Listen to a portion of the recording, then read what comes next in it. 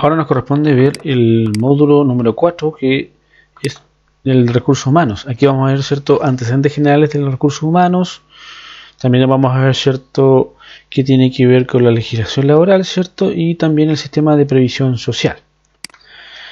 Cuando hablamos del concepto de recursos humanos, ¿cierto?, frecuentemente se habla de que es un sistema o un proceso de gestión, ¿cierto?, que se ocupa para seleccionar, contratar y formar, ¿cierto?, trabajadores dentro de una organización. También se le considera como un conjunto de empleados, ¿cierto?, o colaboradores que pertenecen a una organización.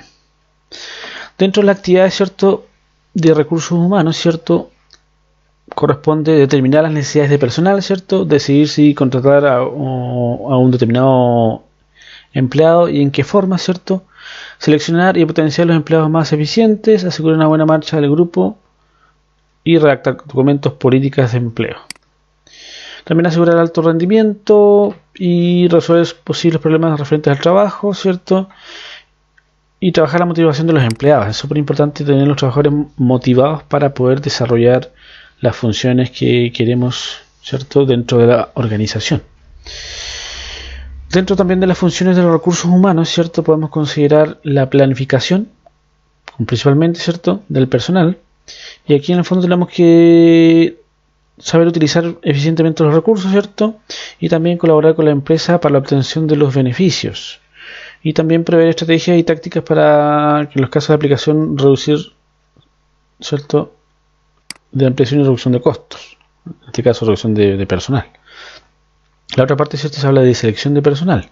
Aquí en el fondo se debe determinar qué candidato, ¿cierto?, si los candidatos cumplen o no con las competencias y los requerimientos mínimos para un trabajo. Evaluar las competencias, ¿cierto?, de acuerdo a los criterios establecidos, ¿cierto?, asignar puntuación y de acuerdo a la puntuación establecer, ¿cierto?, quién es el candidato a quien se le va a ofrecer el puesto. Cuando hablamos de reclutamiento y selección, ¿cierto?, aquí en el fondo el reclutamiento consiste, ¿cierto?, primero en investigar, ¿cierto?, las necesidades, ¿cierto?, que hay de personal, ¿cierto? Después investigar en el mercado laboral, ya tanto interno o como externo, ¿cierto?, para establecer qué es lo que ofrece en este caso el mercado, ¿cierto? Y después establecer cuáles son las técnicas de reclutamiento a utilizar. Y cuando hablamos de descripción de puestos, ¿cierto?, en el proceso de reclutamiento, tenemos que establecer, ¿cierto?, en el fondo un perfil del candidato. Primero el nombre del puesto, ¿cierto?, la ubicación, o sea, en qué unidad, departamento, también por qué causa se genera la vacante, perfil del candidato, el sueldo o salario, las prestaciones, o en el caso de los beneficios, jornada laboral y tipo de contrato. También es importante establecer, ¿cierto?, cuando establecemos el perfil, ¿cierto?, el nombre del cargo, los conocimientos técnicos, las habilidades transversales, identificar las tareas, deberes y responsabilidades del puesto.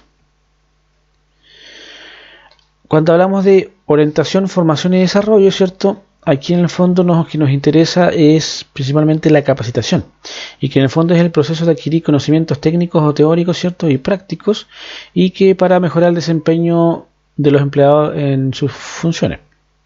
¿Ya? ¿Qué tipo de capacitación encontramos aquí, ¿cierto?